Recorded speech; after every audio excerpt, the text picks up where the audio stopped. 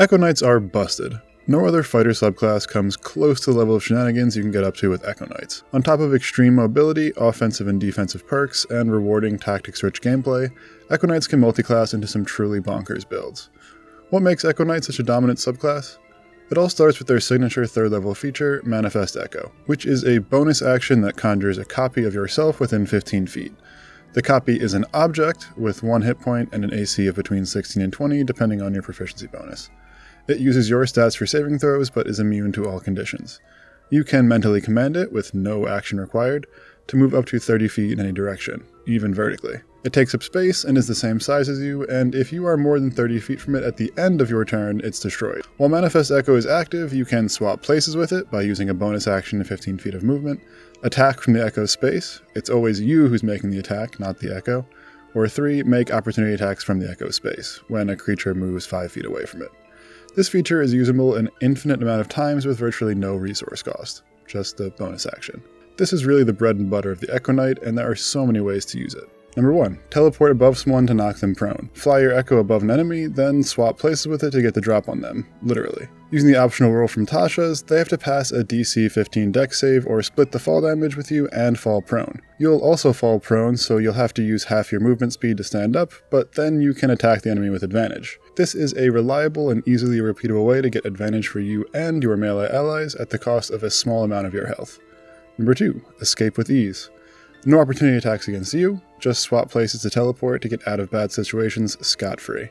You can get up to a 60-foot teleport off for just a bonus action. Who needs Misty Step anyway? Number 3. Have it tank. Let your DM get baited into attacking your Echo while your party laughs and kills things.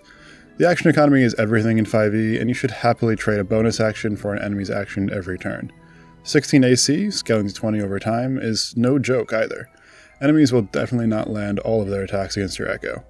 The Echo also takes up space, so you can literally block doorways where an enemy is forced to deal with it first. Number 4. Control the battlefield. Enemies trigger your opportunity attack for moving out of the Echo's range. This offers you seriously strong and consistent battlefield control.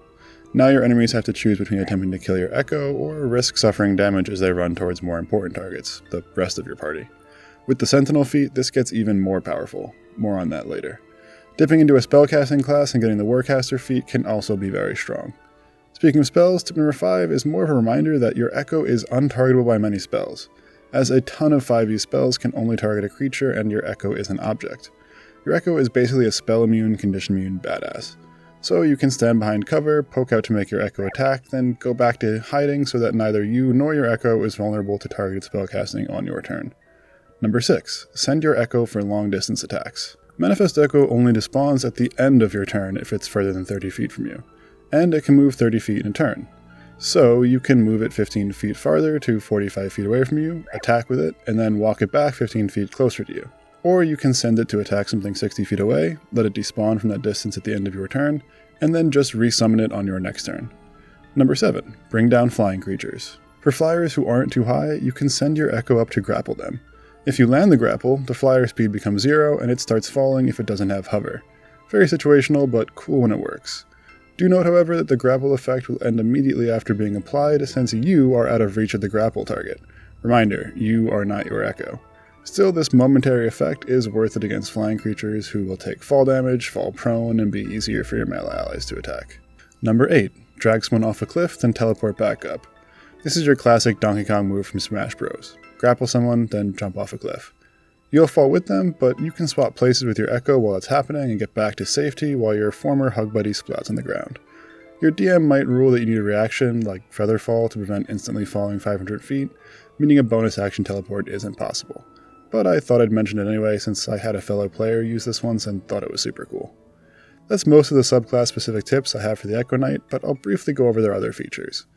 Unleash Incarnation is another 3rd level feature that allows you to make one additional melee attack from the Echo's position when you take the attack action. It's usable a number of times equal to your Constitution modifier per day.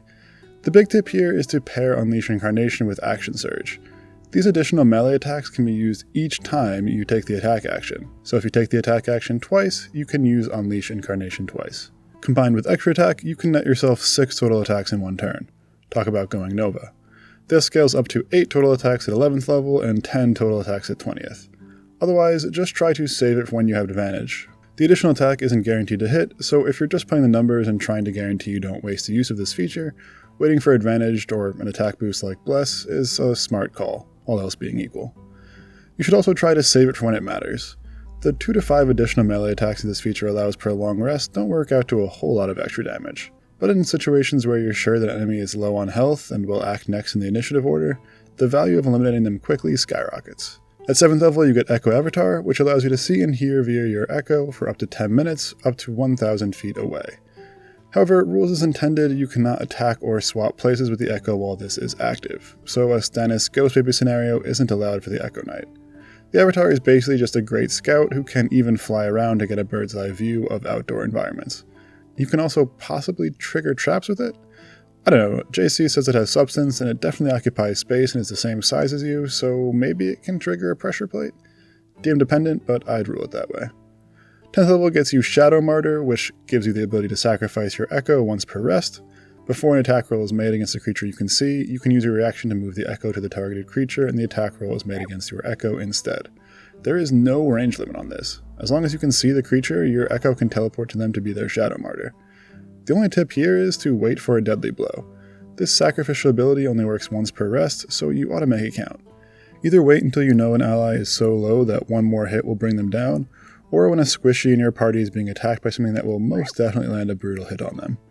Otherwise, keep a special lookout for attackers whose attacks have nasty rider effects, like a Mimic Pseudopod or a White's Life Drain. Preventing these attacks from landing is extra important.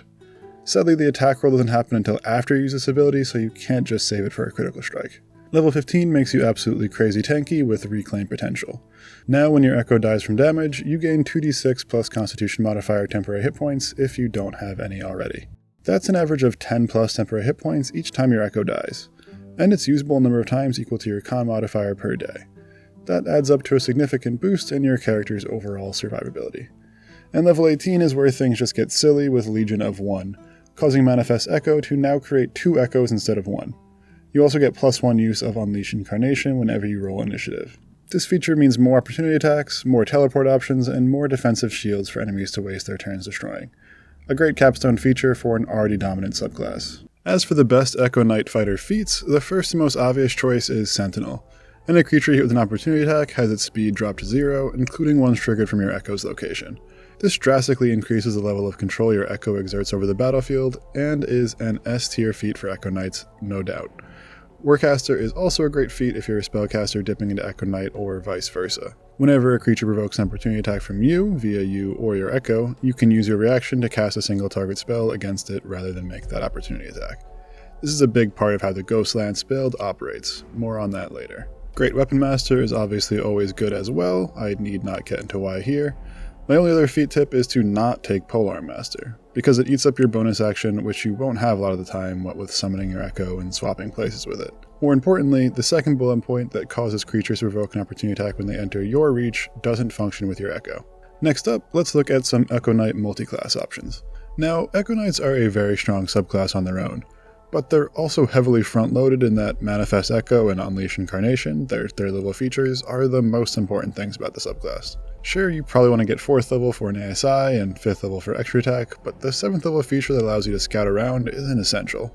It's cool and definitely useful, but it's not going to help you in combat. So if you don't feel like living your whole adventuring life as a Shadow Twinned Menace, there are some neat multiclass options for Echo Knights to consider. First up, Ancestral Warrior Barbarian. Barbarians are an excellent subclass choice for an Echo Knight, and not even primarily due to rage or danger sense, although those are both great. Reckless Attack is the standout class feature here. It allows you to attack with advantage, but creatures have attack advantage against you for 1 round. So if you're 30 feet away, nice and safe, you can make a melee attack with advantage and not have to suffer the downside of being easier to hit yourself, especially if you have Sentinel and the enemies can't approach you safely, or possibly at all. At 3rd level, go Path of the Ancestral Guardian. With the opening feature, Ancestral Protectors, your Echo becomes so much more potent. Now, whenever you're raging and hit a creature, once per turn, the target has disadvantage on any attacks against targets other than you. Again, not your Echo, just you. And if and when they hit a creature other than you, they only deal half damage. Since you're away from the action doing all this, enemies have no good choices. They either run to you and take an opportunity attack, or make an attack with disadvantage and half damage. This build can technically come online at 6th level, but getting an ASI and extra attack are more important overall, so this doesn't all come together until 8th level. And finally, one of the best optimizers builds in D&D 5e, the Ghost Lance. Created by Tabletop Builds and popularized by Pack Tactics, the Ghost Lance combines an Echo Knight with an Undead Warlock. First off, Form of Dread allows all your attacks to force a Wisdom save or frighten the target. Of you, not your Echo. So bam, your cutting ability just got even stronger since frightened enemies can't approach you. The dip into Warlock also gets you Eldritch Blast, and more specifically, the Repelling Blast Eldritch Invocation, which pushes a creature hit by Eldritch Blast 10 feet away from you. With Warcaster, we can cast this when an opportunity attack is triggered from our Echo. And at this point, we're level 5, so Eldritch Blast has 2 beams, each of which can push an enemy 10 feet away. Make them frightened, push them away, and they can never approach. You only suffer attack disadvantage on ranged attacks when an enemy is within 5 feet of you, not your Echo, so you don't have to worry about that either. And even if an enemy does somehow get in range of you, you can just swap places with your Echo. This all comes online at 5th level, by the way. At this point, you can do whatever you want. Becoming a sorcerer is a good idea since you can continue to focus only on charisma and pick up spells to make you even stronger, like shield and web. Anyway, I highly recommend you read Tabletop Build's full article on this character build, or watch Pack Tactics' video if you're interested in playing a Ghost Lance. I'll wrap up with some role-playing inspiration for Echo Knight players. An Echo Knight's magic comes from Dunamis, the primal magic energy of potentiality and actuality. But you don't have to roleplay your Echo Knight as some kind of Schrödinger warrior, although that does sound kinda cool. Here are the seeds of 3 other ideas for roleplaying your Echo Knight fighter. It could be a tragic tale where your sibling/love/friend/comrade was killed in a tragic event. Now, you summon their fading shade from an unrealized timeline to aid you in battle. Yes, I know a manifest echo is an echo of yourself, but there's no harm in flavoring it otherwise. Of course, since your echo is going to die a lot, it may seem disrespectful to keep their shade around as a shield. Number 2, your backstory could also be a self-divided, where you had a simple warrior's life until your mind was broken by an aberration you encountered. Now, 2 minds and 2 spirits inhabit your body, only split when you manifest your echo. This could play like a Dr. Jekyll and Mr. Hyde type scenario, or something less sinister. Maybe your shadow half is simply mischievous or bent on some weird obsession. It might even hold the secret to a past you don't remember at all. Talk about easy retconning for your backstory. Perhaps you struggle with this demon inside you until you learn that it's a powerful ally, and at the end of the day, accept it as a shard of yourself. Or a final backstory option, you're just a narcissist. You loved yourself well, and only lamented the fact that you would never be able to witness your martial prowess as an observer. Until one day, your self-love actualized into a shadow, every bit as beautiful and worthy of admiration as yourself. Finally, you can see yourself as others have, and fly around and stuff. The Echo Knight is a dominant fighter subclass that's also a ton of fun to play. They're highly mobile and active, and reward creative tactical thinking, positioning, and movement. But they do come with a bunch of vaguely answered rules questions, unintuitive functionality, and the need for some DM fiat to work. I hope this video helped you decide if Echo Knights are right for you. If it did, please give it a like and consider subscribing to see more like this in the future. It's a massive help for small YouTubers like me. This is the D&D Lounge, wishing you the best of luck in your next D&D session.